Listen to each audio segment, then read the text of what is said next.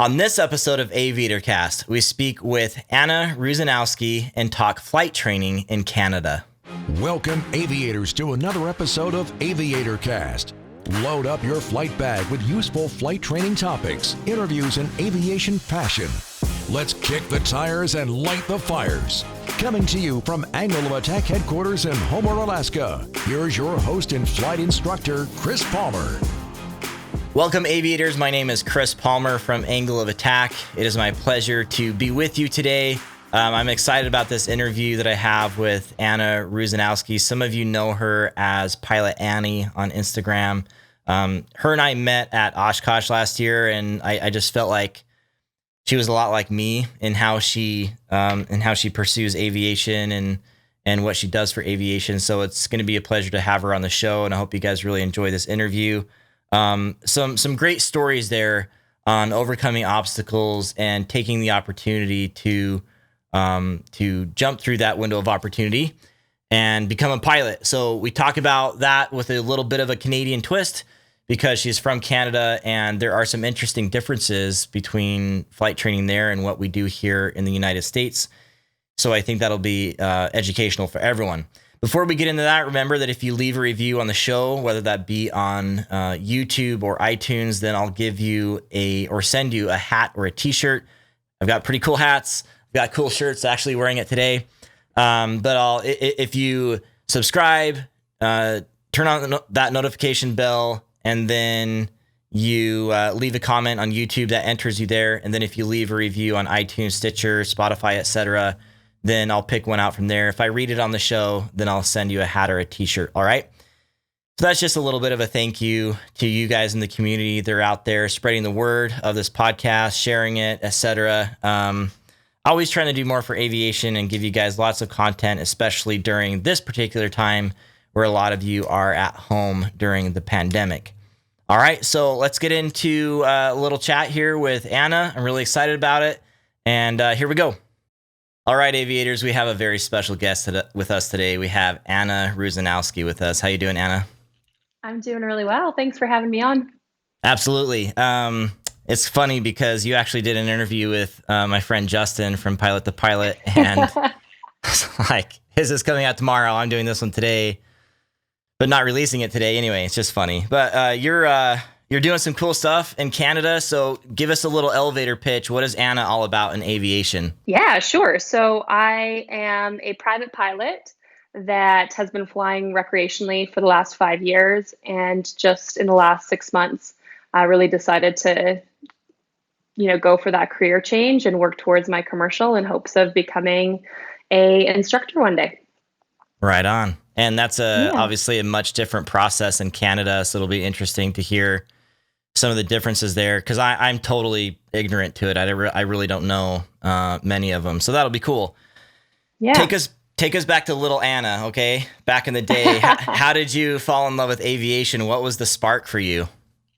Yeah, so I came from a pretty adventurous family. And although nobody was involved in aviation, we all love to travel. And so I, from a young age, would travel to Europe to see my family, just because we're not actually from Canada originally. My parents immigrated before I was born. And so that kind of afforded me a lot of opportunities to go see different places.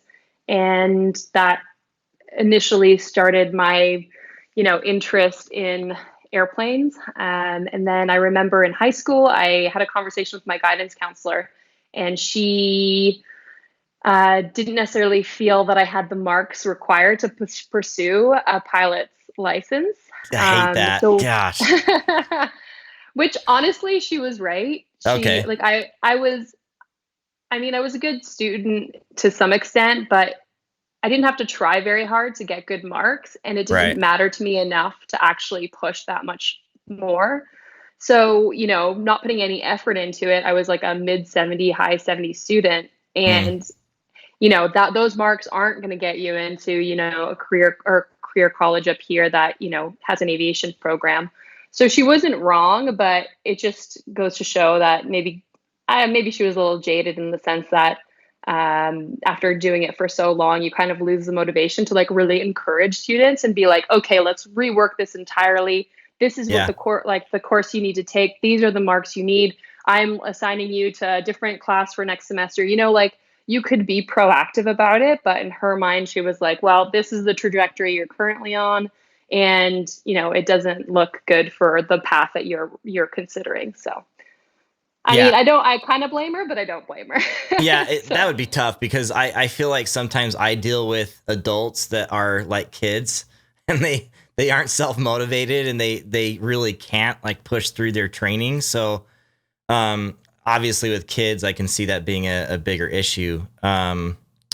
So you flying around, like you going back to Europe to kind of where your family roots were and experiencing aviation that way and like getting connected just because of the big jets you were flying sort of thing. Is that kind of where the yeah, spark was? yeah, definitely. Like my favorite thing was like just people watching in airports Mm, and, watching machinery move around and the airplanes move around the tarmac. And so that was really interesting to me. And then when I thought about it as a career, and then I had that conversation with my guidance counselor, I kind of put it in the back on the back burner because at that time when you're young and somebody tells you you can't do something, you generally believe it. just kind of believe it. Yeah.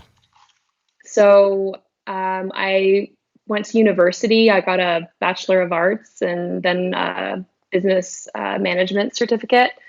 And then I still didn't really know what I wanted to do. So I went traveling for a couple years. And so I moved to New Zealand first, and then I moved to Australia afterward. And when I was in Australia, I was living in this small town, and they had an airstrip just off the side, just in the outback before you hit the coast. Hmm, And that's actually where my house was. And I'd see dang. these 150s and 172s taking off every morning. And I was just like, yeah, that's what I want to do. So as soon as I made it back home, probably about like 7 months later, I took a discovery flight and then got a bank loan co-signed by my parents, and the rest is history. Nice. Did you ever get to Yeah. fly in Australia? No, I didn't. I did Darn. not. Unfortunately, I know it's a bit of a bummer, but I mean, like, there's still lots of time for me to go back and try and Exactly. relive that journey. Yep. Fly below the equator. That would be kind of weird. But they have a Yeah. pretty robust aviation industry there. Not a lot of people realize it's pretty, I wouldn't say similar to the US, but it's healthier than a lot of nations. So Hmm. I would love to go down there and fly there or New Zealand. JP lives in New Zealand. It'd be fun to go fly with him down there. Yeah, New Zealand has a really cool culture for or interest in aviation as well. They've got this really cool warbird. I think it's one of the biggest warbird collections in the world, actually, Really? and it's Huh. in Wanaka. Huh. And so it's in the South Island, and yeah, they're pretty like passionate people, and they're really into aviation as well. So Yeah, yeah. I mean, that's so high on my bucket list, New Zealand. I feel like it's like the southern Alaska because it is. it's so similar. So I Yes. really look forward to going there someday. Okay, so training. So you do your discovery flight. Kind of explain that to us, maybe for someone that doesn't know what a discovery flight is. What was it like for you? Did it set the hook like it should have? Yeah, absolutely, it did. Because the instructor gave me every opportunity to ask lots of questions. He described, what was going to happen. He even like took me through the walk around, kind of like what you're looking for before you get into an aircraft.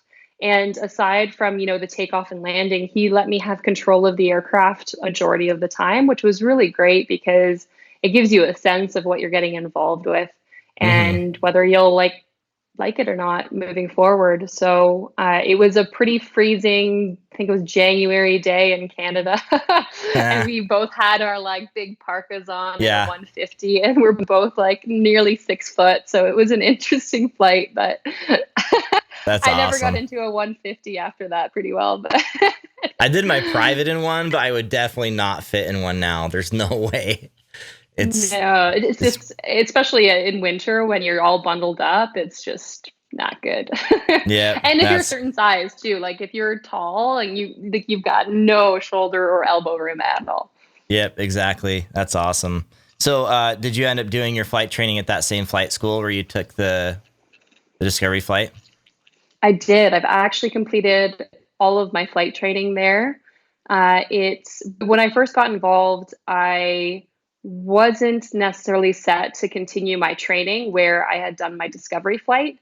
It was just a matter of convenience. It was close to where I lived. So I Mm, actually took the time to go to every flight school and ask them a bunch of questions about their programs and kind of just get a feel for it. I think for me, a lot of the time it's almost like an emotional connection over like yeah, practicality. it It is. matters how I feel in the space. Mm-hmm. And at this flight school, it was not necessarily as career driven as other flight schools in the sense that um, they didn't necessarily make you wear a uniform all the time and, Oh the no. epaulets. And um, it wasn't as busy or as big as some of the other flight schools. And that being a little bit older, starting, I was 24 when I started my flight training.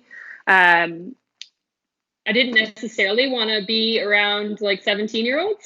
Right. Yeah, exactly. Like it mattered to me that there were other people pursuing their flight training that were older, Yeah. into their 30s and 40s and different age groups and different stages, but not and I'm certainly there were people that were young that were pursuing their license, but it wasn't like the bulk of the student population. Mm-hmm. And so I chose that was one of the many reasons, but it was still like relatively close to where I lived, and it was close to the practice area, which is really important. What they don't tell you, at least in Canada, is the amount of time it might take for you to fly to where you're actually able to practice freely. Hmm. So at other flight schools, it would be maybe like a 10 to 15 minute flight, whereas at this Right. flight school, within like a few minutes, you're in the practice area and you're like good to go. So that I didn't realize how important that would be until obviously you start accruing time and paying for it. So that was really helpful as well. Is that because of like the proximity to the city that the airspace was just weird, or is there some Canadian airspace rule otherwise? I would have to look up the cars specifically, but with this particular flight school, it is really close to the city. And well, it's the general, like the greater Toronto area, they call it. Okay. So just suburbs that surround the city have different flight schools in them. And so the one that I had decided to go to was, you know, above 2,500 feet. That's already, you're in Toronto's airspace. So for a new student, that's not ideal. So you Right. would just go to the west. And once you traveled, so many miles, you'd get to 3,500 cap and then a 4,500 cap and then higher. So Right. I think Yeah. that's the main reason. But I do believe that some flight schools do designate certain areas just for practicing for their students as well. Not necessarily because there's, a bigger airport nearby and different class airspace. Gotcha. So it sounds a lot like the US. It's not necessarily like a mandated spot by the FAA in our case, but it's just like an area with less traffic where you can, Yeah. be a little more erratic with your training. Um, Yeah. how many flight schools did you end up looking at? Because I think that that was actually a really wise choice. It's advice that I give to people. Like all of that advice is exactly what I give. Like go to multiple flight schools, ask lots of questions, and then pretty much the one that you have the best gut instinct about is where you should go. Like that vibe, like Mhm. you talked about. How many did you end up looking at? I visited 3 flight schools. Okay. So, and each one was very different. So, and like it's practicality mixed with obviously, how you feel in a space. So one was very central in the city and would be very difficult to commute to or travel to. Mm-hmm. So that kind of crossed it off, or it was in the running for very long. And then the other 2 that I was looking at were one was a little bit more rural, and then the other was still kind of like north of the city, but was more of like a flight school with like an ATP program and Oh, okay. stuff like that. Yeah. Interesting. So the one you went to is the rural one. Is that right? Is that the one you picked? Okay. Yeah. Yeah. It's a Cool. little more rural than the other ones. So I have like a hypothetical question. So now that you know what you know about this particular flight school, because I think I know the one it is, and you can name them, I don't care. Now that you know what you know and you've experienced great things there, if that was in downtown Toronto, knowing what you know now, would you make the effort to go to that flight school if it were there? No, I wouldn't. Okay. It's that tough, huh? It's that tough to commute. That's I don't know. rough. I've heard. I've just. No, I've never flown there. I don't know what it's like, but I just have some friends that didn't necessarily love their experience there. So, So um, here's what I'm saying. Let me reframe the question. So yeah, if Spectrum Airways, that's where you're at, right? yeah, yeah. If they were at that downtown airport, that's where they were Oh because no, they're no. Spectrum is rural. Well, it's fairly rural. It's yeah, in Burlington, which is west. But you mean if Spectrum was downtown, would I have right. made the same effort? Yep. Oh yeah, probably. Okay. Okay. So Gotcha. that's my point. Like you doing your due diligence is super important. And for someone else that could have ended up that way, right? They could have found that Mhm. the one with the harder commute, the harder, I guess, entry level barrier of entry, I guess we could say, um, it would be worth it to go to the good school instead of the others, even if there Yeah. were those things. So anyway, that was the point I was trying to make, but I did an awful job of it. No. That was fine. So talk about your experience during your private training a little bit. And you know, I'm actually we can just cover this quickly because I'm really interested in your advanced ratings that you're doing now. But just talk to us about your training. What was it like? What was your mindset? What, did you have Yeah. any barriers you had to push through, et cetera? Yeah. I at the time I wasn't working and when I had taken the loan out and it was advised to me that it would be more effective if I pursued my studies full time. So I did that and just kind of took a part-time job waitressing to help Mm, out, but like I blew through it pretty quickly, even like considering the weather delays. I think it took 5 months, and the instructor I had was my instructor through the whole process, and him and I got along so well, and we're still good friends. So that was really great. But I would say that in terms of like challenges that I had, I think the end was very challenging for me, more so for personal reasons than necessarily training. And I think that it's funny when I talk to a lot of people about their training. It's interesting how many times things that are happening in your personal life have such a great effect on what you're actually working towards mm-hmm. educationally. So at the time, we had fairly recently discovered that my father was diagnosed with Lou Gehrig's disease or ALS. Mm, wow. And at that point, I wasn't sure if I wanted to go far from home because of the time that the doctors generally expect somebody with that disease to live. Right. So I kind of was putting things on hold right along, like around the time that I was prepping for my flight test. And it Wow. was just like a really confusing time because I was like, you still have to you're putting in probably most of your effort right before you're doing your flight test. All engines are, or all cylinders are revving, and Mm-hmm. I I felt like maybe this wasn't the path for me because I didn't feel like I could leave home. And so I I pushed through it and got my private license, and I actually I partialed my flight test because it was the gustiest day I'd ever flown in, and I totally gapped on landing and didn't apply more power on landing. So we actually stalled out probably like 5 feet over the runway, and it was Oh wow. not it was not flattering at all. Yikes. But I learned a lot that day, so that's okay. But overall, I was happy I completed my private, but that's when I decided not to pursue it any further. Mm. So I got myself like a regular 9 to 5 job, and Was that still put because my of I guess family stuff? Basically, you're just wanting to kind of lay low yeah, a little bit. yeah. A lot of it was family time, family stuff, because the future that I had envisioned for myself in aviation wasn't uh, wasn't one that would keep me close to Right. home. So like airline life, So or what was your original goal? Well, I mean, generally the path for most pilots, if you don't become an instructor, is to go north in Canada and Oh, then okay. get northern time or bush time. And Okay. that's something that like actually really excited me and I thought would be a really cool experience. So I was like gearing up for, a departure, pretty far away from home with not necessarily that wasn't necessarily easily accessible. So that came into, my mind when I was trying to think whether I should continue or not.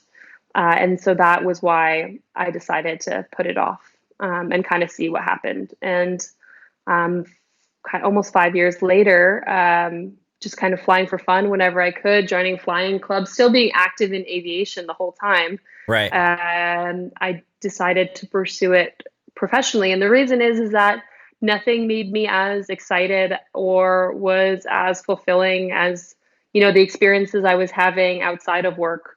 And I know that obviously when aviation is your career, that changes. It's not Right. necessarily as amazing as we make it out to be in advance Right. of that, but there's a lot of hardships that come with that too. But I knew that if I didn't pursue it, I would always regret not doing so.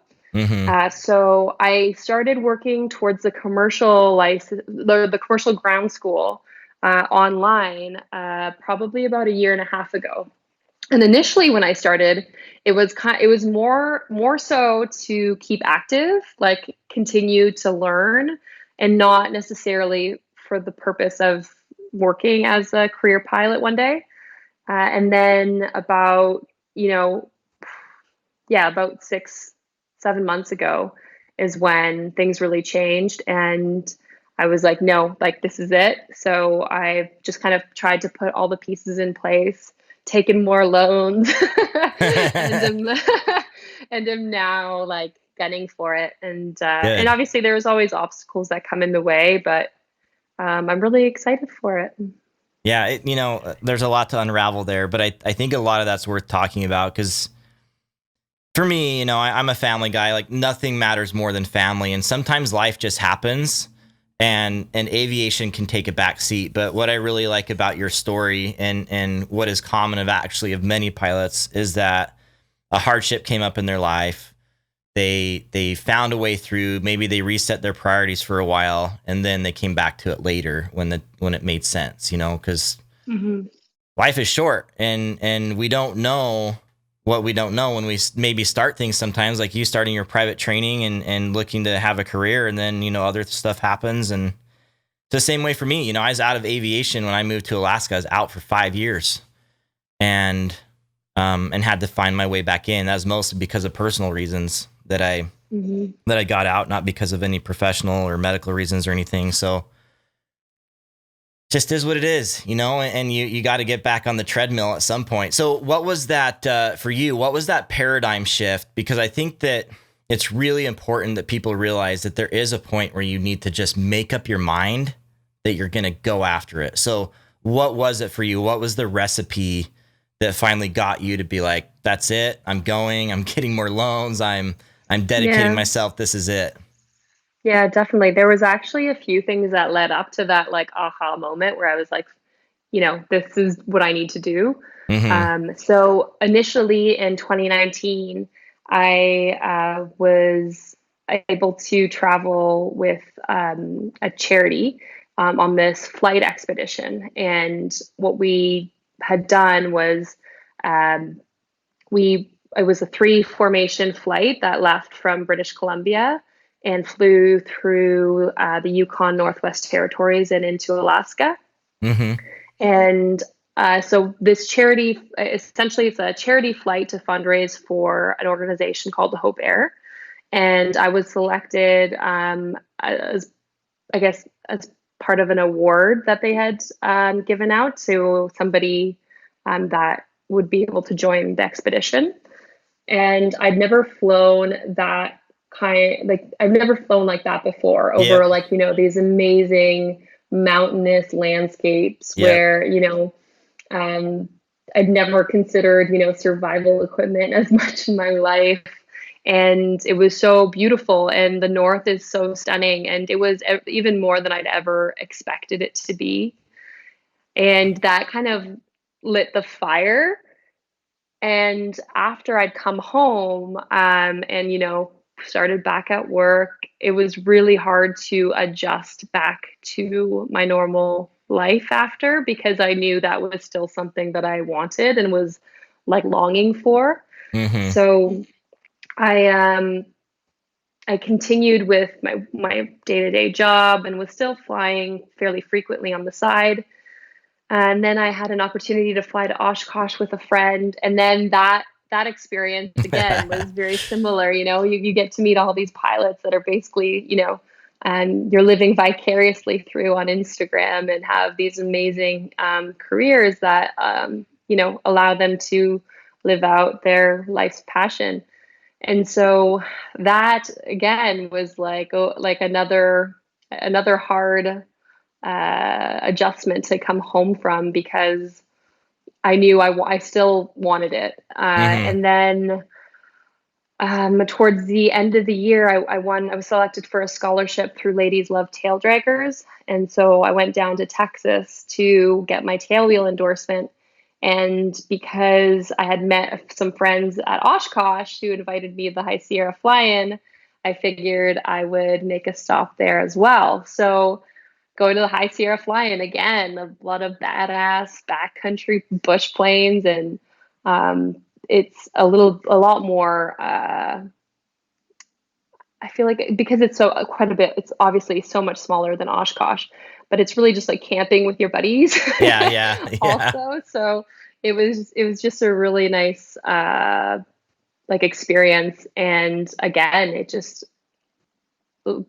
continued to stoke the fire. So when November hit, I had returned from Texas in October, completed my tailwheel endorsement, and I returned to work, and I got laid off.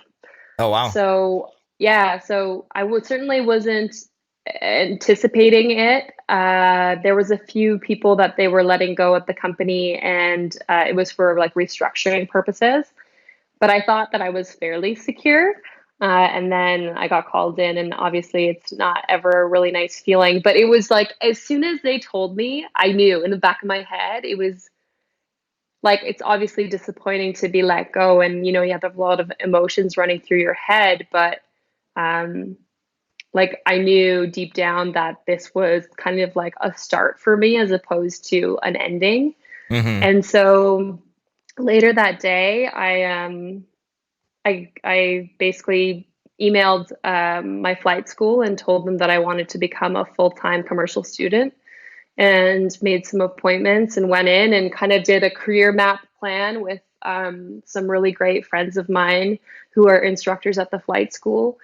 And we put together a career path that we thought would be really good for me. And so a lot of times, obviously, I know that in the States, it's different than in Canada, where there's a lot of restrictions if you have your instrument rating, or if you don't have your instrument rating, you get your Right, commercial. right. However, here that's not the case. So you Mm. can have your commercial license, and there are no restrictions on that, aside from Hmm. obviously you're not able to fly in, IMC and do IFR flights.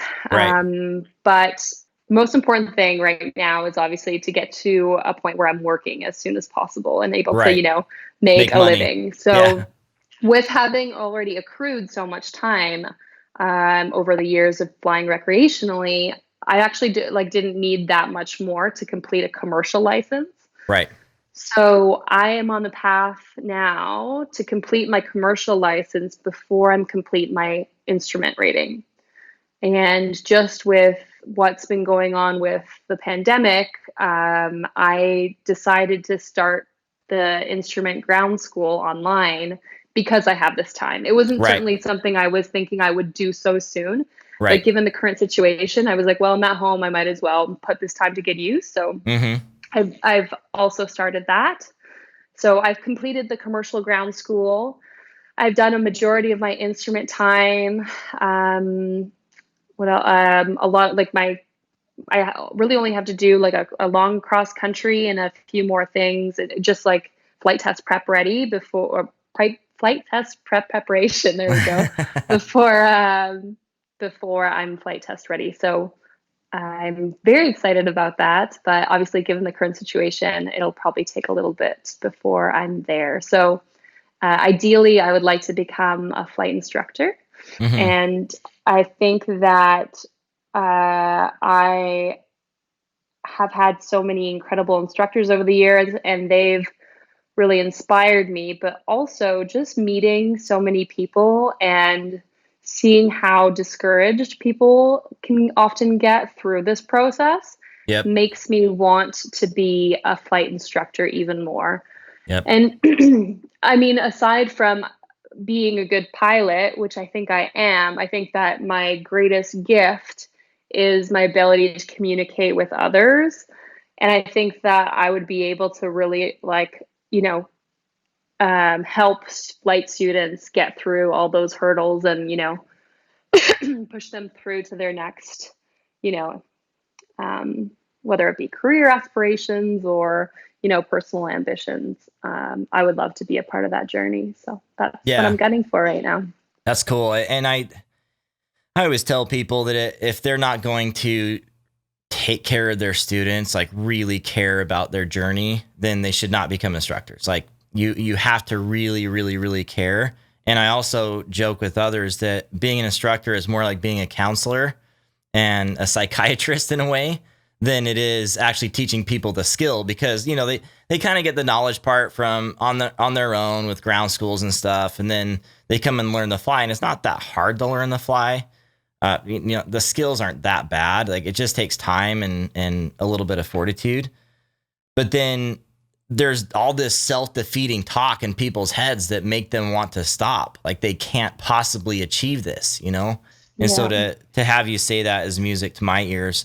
Because you've been through it, right? You talked about that time when these different events in your life were leading up to this point where you had what I call a window of opportunity, and many people that become pilots and don't become pilots have this window of opportunity to like fly through it as fast as they can. So you got laid off, you saw it, and you went through it. And some people don't make that choice, and that window can close forever. And then you have a family, and like, it's not going to happen. It's just life.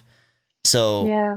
it was a lot the same for me. Like, we had a boy, we had our first boy, and I didn't have my advanced ratings done yet. And I'm like, if I don't do this now, like if I don't get everything done, like in the next 6 months, I'm not going to get it done. I've seen this happen way too many times. So, Yeah. so yeah, I can totally relate. What's, tell us the training process, or maybe you're even more educated on it than I am. You probably are, but what's the difference with the Canadian training and the US training? Like, I feel like you guys actually have it more difficult, because on your written test, for example, if that's what you even call it, you have 4 options for multiple choice. Is that correct? Yeah. So there's differences. So speak to those a little bit. Maybe just the basics, like what is the written test preparation like for this commercial and instrument that you're working on now? What's the flight test going to be like? I think that'll be pretty interesting for people to hear. Yeah, for sure. So I don't know that I know all the differences. I only know some few. As far as the like multiple choice questions go, I had no idea. You guys have more than 4 questions, No, or we only have 3. oh, you only have three? Yeah, we only have Jeez. 3, so it's easier. Yeah. Well, you know what though? I don't know that it's easier because there's always one question out of the 4 that is like a dead giveaway and is wrong. So it might as well Right. not be there as far as I'm Right. concerned. So I'm gonna just say that it's at par. But Okay. as far as the training goes, there's differences in how you achieve certain licenses or ratings. So, for example, something I had learned recently is that in the States, you guys don't do a night rating, which is Correct. compulsory in Canada. And if you don't complete it, you can still get your commercial, but then it'll be like a restricted commercial. BFR So day or obviously, something. But yeah, honestly, exactly. like for me, the I wish we had it that way, because flying at night is like instrument flying, especially where I live, where it's so rural and so many mountains. It's freaky. Like, how is it not instrument flying? It kind of I don't know. I definitely think it should be different, but it is what it is. And actually, here in Alaska, because our days are so long in the summer, we have an exemption in our regulations where we don't have to get our nighttime, and then we have to get kind of a night rating later. So that's like a night rating, the only place that Gotcha. exists in the FAA. So that's kind of interesting. Oh wow, Anyway, that is. Yeah, I mean, I have a huge respect for night flying. I certainly wouldn't be flying at night if I didn't have this rating, regardless if it was mandatory or not. so what do you And learn during that course? Like, what do you do? yeah, so let me. I just finished it, and I already forgot the requirements. So it's 10 hours, and you have a certain amount of that is instrument time, which again, you're just like really trying to focus on your gauges, and Mm-hmm. um, it's like basically attitudes and movements at night. Mm-hmm. And a lot of it is also, perception. What's that word I'm looking for? Visual illusions, things like Visual, that. exactly. Visual illusions, because obviously at night there's quite a few that you need to be aware of. And then 5 hours, so 5 hours has to be dual, and then 5 hours is solo.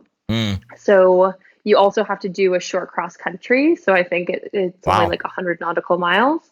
So that's within your 5 dual hours. And then, yeah, the 5 solo hours, you can choose to do it either as a cross country or you can just shoot circuits for 5 hours. I It's a ended lot of up shooting circuits. circuits just because of the Really? time, how it worked out. Mm, It wasn't all like 5 hours in 1 week or anything like yeah. that. It was spaced out quite a bit. Okay. And because of the weather, especially in Canada and in Ontario, you can't really obviously do cross countries if the ceilings are very low in certain Right. places.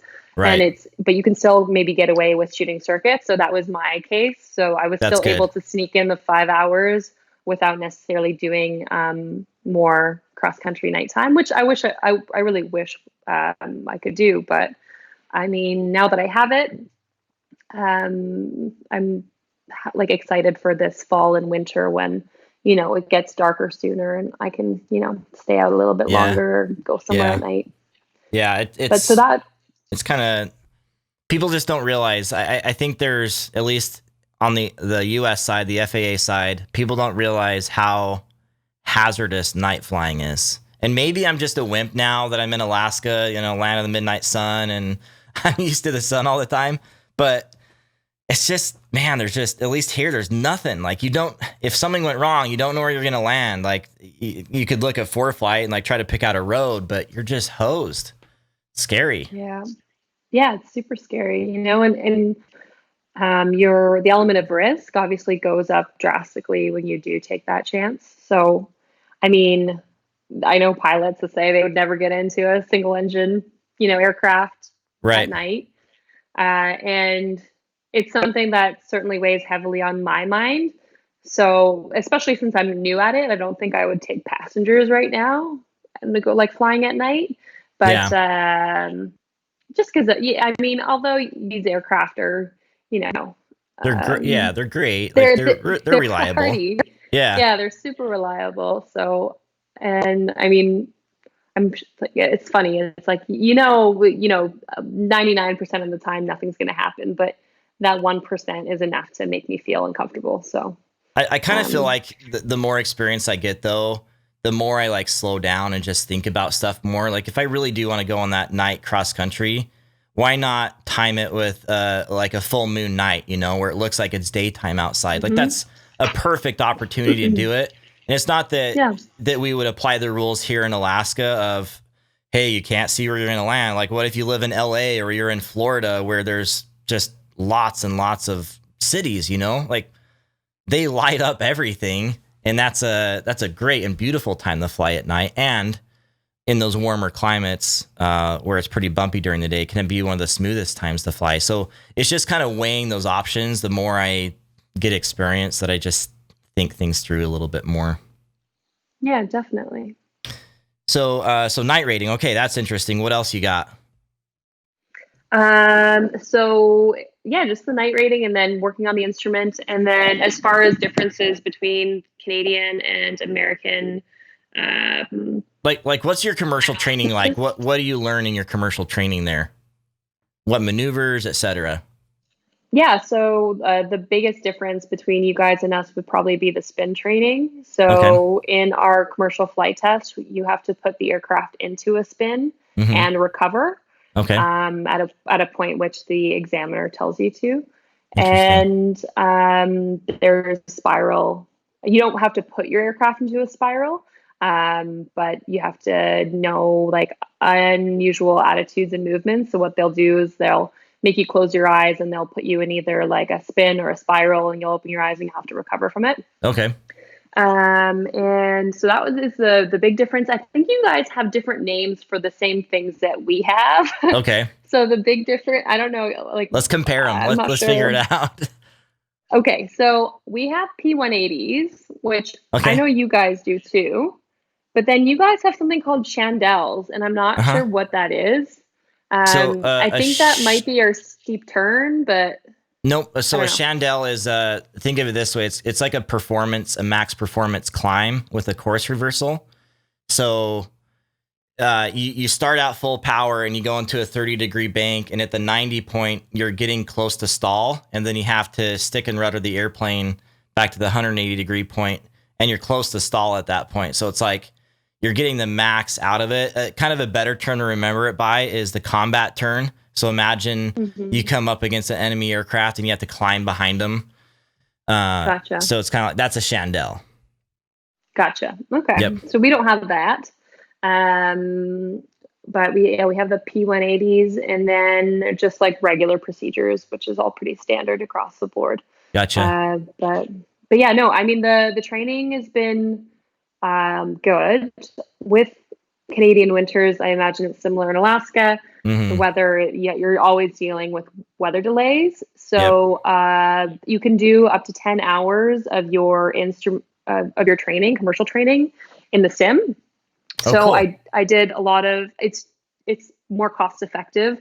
It's not necessarily my preferred way of learning. I think that simulators are so touchy and very different. But I mean, you get the point. And also, obviously, you can fail certain instruments and get a real feel for what that would be like. So I did my full 10 hours in a sim for my instrument training. And so for the commercial, you need to have 20 hours of instrument training. Okay. And then once I'm essentially, I can count that towards my actual instrument rating. Good. But they just require that much time for your commercial. So the instrument rating, it requires 40 hours, I believe. And you can count the 5 hours from your PPL and then the 20 hours from your commercial. So really what you would have to do then is an additional 15 hours before you're kind of checked off. So that's what I've been working on more recently, and just managed to get complete before the pandemic hit. And then a lot of it is just, if it's good weather, it's, high altitude, not high altitude, but, high level practice. So it's just, steep turns and stalls, and, as you get lower into a forced landing, and just kind of like doing that all over again, every time. Climb, stall, spin, forced landing, and climb again. So that's not something that I've been doing as regularly because of the ceilings that we get throughout the winter. It's really, we don't get clear blue days very often. So when you do, it's usually not the day that you booked your instructor and an airplane. So it can be difficult. So I'm really looking forward to that, because obviously the weather is improving. And hopefully the flight schools will be back open soon. And then it's just really a matter of tidying up or cleaning up my skills and making sure everything's like sharp and that it's fluid. And then really just taking the time to go through the Transport Canada, exam requirements and going through each one and making sure that you're within, the margin of error that you're allowed, and making sure that you understand what they're looking for. And I've created like a bit of a cheat sheet. So I like to prepare in advance as much as possible. And so I find that the best way that I've been doing this is by couch flying. Yeah. So I have a little, poster of a cockpit inside of a 172, and I'll go through procedures just using that. But then also there's so much in the flight test outside of just flying the airplane, obviously. There's a lot you have to know about the aircraft and, the inner workings, but also, what you're entitled to as a commercial pilot. How is it different than a private pilot? Yeah. Weight and balance, give me like different scenarios. You've got to plan across country. So with things like that, I've just been, I've made an Excel sheet basically that runs through every point of the flight test, starting with the kind of like the pre-flight and going through all the way to the end. So that's been incredibly helpful. And then I just reviewed it actually with my instructor last week via like conference call. Yeah. And just making sure that it's like kind of on point, and then just using that as a tool to continue studying at home, which has been hard. It's not easy. Yeah. Yeah. Especially when you're spending energy to be self-directed. So did your instructor tell you to do that Excel thing, or was that just something you came up with on your own? That's just something I came up with on my own. And what was the feedback from them? Did they like it? What was Yeah, he thought it was great. And he said something that I agree with. He mentioned that like, even just putting that together, you probably memorized everything you had to know, and so it's just like, it's kind of like anything. If you're preparing for any test, even in, school, you make a cheat sheet. And more often than not, you've already memorized it, and it's kind of like scrap paper at that point. But then you can even take that cheat sheet and condense it even more and make it focus on the things that maybe you don't understand as much, and then do it again and again until you really have a clear focus. But obviously that takes a lot of time. So it just varies on like how much time you want to dedicate to it, which, a lot of people, don't have, especially if you're pursuing it with a family or a full-time job. Like I'm really fortunate that I'm now like a full-time flight student. But that being said, when I was studying towards my commercial ground school and still had a full-time job, it was incredibly difficult. Right. Because, on the days that you had off and it was nice weather, you're generally, if you're not flying, you're enjoying your summer. Exactly. But also, you have work, you have other commitments, whether that's family or, different, everyone's getting married, having babies, you got stuff going on. So it's hard, but I mean, so I can really sympathize with people, that are, have big commitments like that and are still working through things, and definitely at a slower pace. And I really admire them a lot. Yeah. I think, me too. I mean, there's some people that get through training and it's like, how did you even do that? Like I never had it that hard, but somehow they find a way. But I just want to kind of stay there for a while. You deciding to do an Excel sheet on your own, and it ends up being a tool that makes all the knowledge stick. Like this is stuff I hope people are listening to, because this is what professional pilots do. And this is what professional students do. Like they really buckle down, they figure out what they're going to do, how they're going to organize things, and they find ways to make it happen. Like it's not like that was anywhere for you to do as a requirement. You just decided it was something that made sense. And I had done similar things through my training, and I don't know how I would have done it without that. I had to make sense of it all and how it all fit together. And because of that, like I've created some products and things like a check ride product, and I have a study guide in there, but I didn't write things out for people like it's fill in the blank, because they have to fill in the blank and study it on their own, So yeah, I totally get that concept. It's very cool. Yeah, definitely. Now that you mentioned that, I should probably share this more openly with like on Instagram or wherever, and maybe share the method of my madness. But totally. Yeah. Yeah, it's one of those things where you're like, I want to share it with people, but then also I don't want people to use it as a crutch. Yeah. So it's kind of like, here's the formula, but yeah, We'll see. Well, you can delete some of Maybe the I'll be columns that you generous. have. Yeah, you can just like delete the answers or something. I don't know. Make them fill Yeah, it out. yeah, definitely. Yeah. No, I think it's really helpful for me though, because couch flying is not that easy. It's very easy to forget steps.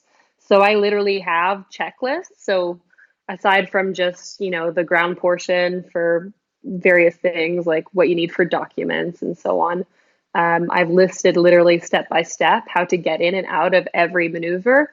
And Hmm. then that I hope will help me when I'm like on the ground to use it visually, but then as Yeah. reference, because it's so easy to just, especially if you haven't been flying, which I haven't in the last 7 weeks, you kind of forget the flow of things. Yep.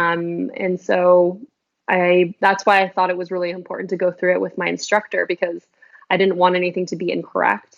Mm. And so it was really great to go through it with him. And we made a lot of changes, a lot of Good. changes. Good. That's So it awesome. wasn't perfect by any means. It was just like how I remember to do things. I wrote them all down and obviously referenced different books and whatnot in my training. And that way I was able to put this together. And I'm confident that it'll, help me out when the day comes. Yeah. The advice I've been giving people during the pandemic is just like, it's a perfect opportunity to do as much as you possibly can at home so that when, it's kind of like line up and wait. I'm not sure what you guys call it in Canada, but when you get cleared on the runway, but you're not cleared for takeoff, like we're kind of not cleared for takeoff right now. We're all just sitting here, but you can pull on the runway, like, as a metaphor, actually pull on the runway, power up the engine, hold the brakes, and be ready for when we can go again. And it sounds like you are, like you're doing tons of work on the commercial side, tons of work on the instrument side to move into that, which was kind of a surprise with this, but you're making use of the time, so that when the tower does clear you for takeoff, it's like you release the brakes and you launch, you know what I mean? Yeah. Yeah. I think I also want to say though that I have days too where I'm super unmotivated. I think Yeah. it's easy to put on a facade that says like, oh, look at Annie, she's so motivated and like, but trust me, there are days when I'm not at all. So I think that it's important to also give as much as you want to prepare for, your flight test. And especially during this downtime, you want to make sure that you are gearing up and getting ready for to achieve your next goal. I also think it's important to give yourself a break. So it's kind of like Yeah. it's like a catch-22. Like you want to, like, I feel like, I'm my harshest critic. Hmm. And so I feel like I'm doing all of these things out of necessity, but sometimes I need to like hit pause and do Yep. something I love and then get back to it because you have to keep a balance. And I still find that, there's a lot of people that motivate me. Um, and I think that's a really good tool. So, in terms of like kind of things that I would recommend to people that might be struggling through this time and finding it hard to keep motivated when you don't know a deadline, right? Right. Essentially, we have Right. no idea when Yeah. things will be It's back to weird. normal or when nobody knows when their individual flight school will be opening or when they're actually going to be training or when their flight test will be. Is just to find motivation by using your closest peers. And if you have friends that are going through the same thing at this time and studying towards the same ratings or whatever it is, advanced training, then use them as motivation. So for example, a girlfriend of mine, she's working on her commercial as well. And despite the fact that she lives in British Columbia, next week we're setting up a study session and Yeah. both of us are like FaceTiming or audio Yeah. timing, whatever. And for 3 hours, we'll just be sitting on audio Dang. FaceTime studying because Dang. then there's like somebody holding you accountable, right? Yeah. So just like that, you could have fun with it too and just make it Yeah. your own. But I think it's a really good time to get creative and think outside the box and not let things atrophy. And obviously, like you said, there's other ancillary benefits to what's going on right now, not just to like prepare for aviation, get ready for what's next. I think we're also motivated that we want to do that. But just as like a small funny example, I made some eggs and toast for my boys this morning, and we were just sitting at the table and my wife was taking a nap. And my littlest one, he's just over 1. he was just standing there on the table, like kind of dancing around. And I was just like looking at his body, like his little belly button and like, you know, his little belly. And it's just, I think we got to slow down and just also reset our lives in other ways right now. This is like super random, but just reset ourselves in other ways right now and really realize what matters. I think for a lot of people that could be like their window of opportunity, right? Like you had one, could be their window of opportunity in aviation to be like, hey, I've kind of been squandering my life. Like I really do want to pursue this dream. And I think maybe I do want to go for aviation. Maybe there are people going through that right now.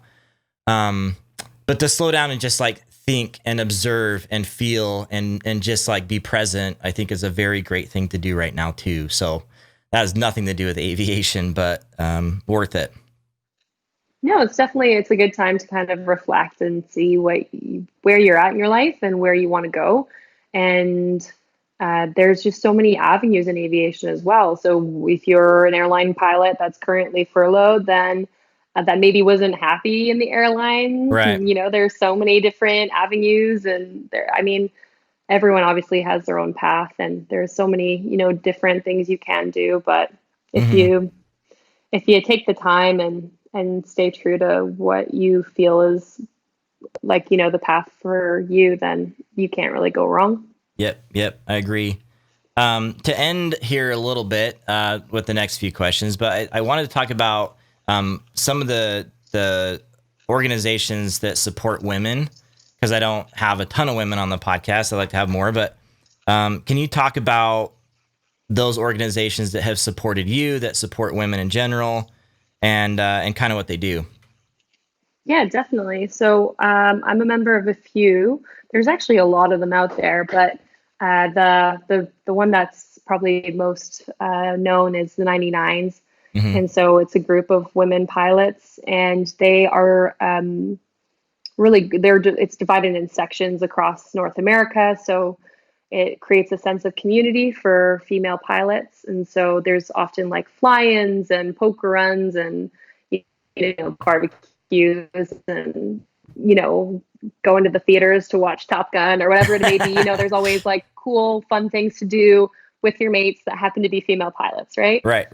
They also have a really, really great resources for scholarships and mentorship. So if you're new, or even if you've been around for a little while and maybe you're on a different path now, there's a lot of networking tools that you can use to set yourself up for success. It's really great to have a mentor, especially when you're a female. And you want a female mentor, just because maybe, you know, there are certain life situations that you want to talk to them about, whether it's, you know, deciding how to proceed with having a family, or other career stresses that might be a factor with your gender. So that's really great. And so with them, I help organize also an event called the Girls Take Flight, which is local. I mean, the 99s have girls' flight days all over North America, but this one in particular is really cool. And we usually every year, 200 flights are donated to young women and girls that haven't ever been in an airplane before. So that's really cool. And then aside from that, there's the Northern Lights Aero Foundation, which is a Canadian foundation, but they offer a great scholarship now. And their main purpose is to bring awareness to careers in aviation. And the way they do that is they actually have an awards gala. So they recognize women who have achieved really great things in their careers. And by doing so, they actually use them as a platform to reach out to more women who may not have considered it before. Great. There's also Ladies Love Tail Draggers, which is a new favorite of mine. So Judy Birchler, she started this organization a few years back now, and she is a fierce advocate of women in aviation. But not only that, she really wants women to give tailwheel flying a go. So every year she gives out numerous scholarships with obviously donations that people graciously give. And that's the scholarship that I actually got to be a part of. And every year there's dozens of women that get their tailwheel through this organization. So there's also a scholarship on their website right now if you guys want to check it out. I think the deadline is like May 17th or something. And it's through the EAA. They've partnered and we're able to offer more scholarships this year. So that's very exciting. Very cool. But that's just to name a few. Yeah. There's also women in aviation. There's a lot. Yeah, lots of support out there. And I think that's kind of where I want to pivot now, but also just make a point that no one makes it in aviation alone. And I probably say it every single podcast, but it takes an airport to raise a pilot, kind of like it takes a village to raise a child. Like everyone's in it together and it's a community thing. And so don't feel like you're doing this alone. If you feel like you're doing it alone and you feel the pressure, like reach out and grow your community, because you'll get a lot of assistance and encouragement and so on. So with all of that said, as our last question here. So now you're put in the mentor seat. Now you can talk directly to the listeners or the watchers. What is your advice for those that are looking to get into aviation?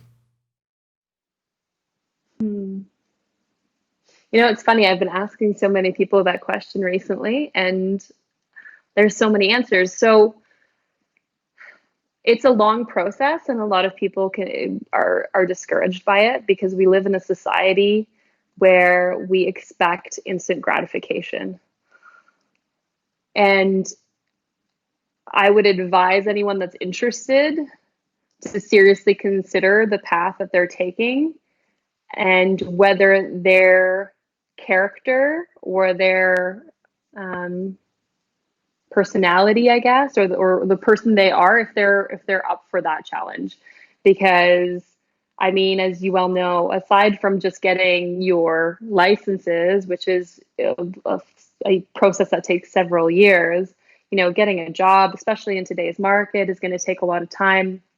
And it's something that you really need to consider long term. So I would say prepare for the long haul and don't get discouraged. But also just there's so many great resources out there. So find a mentor to really be able to help you along the way. That's something that I didn't necessarily have at the beginning that I wish I did.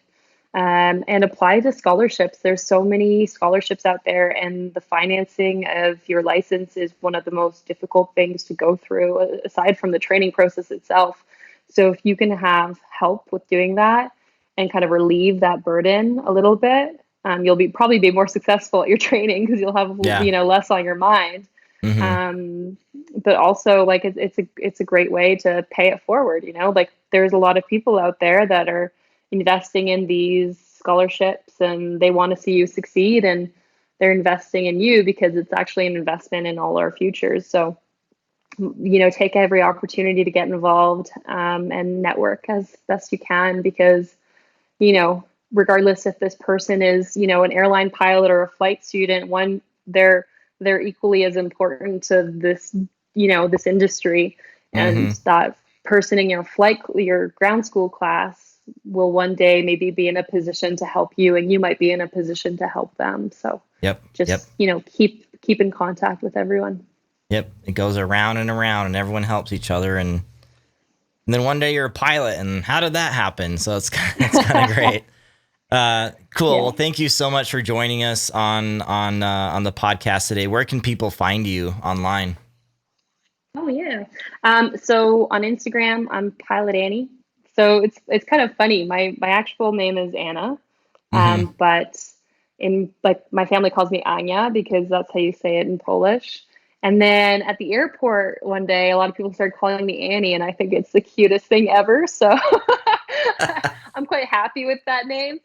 So Pilot Annie on Instagram, and I've also started a website just in the last year, kind of to document all the things that are going on and then promote different organizations and different things that I'm up to. So it's pilotannie.com. Wow. You nailed the .com. Great. .com.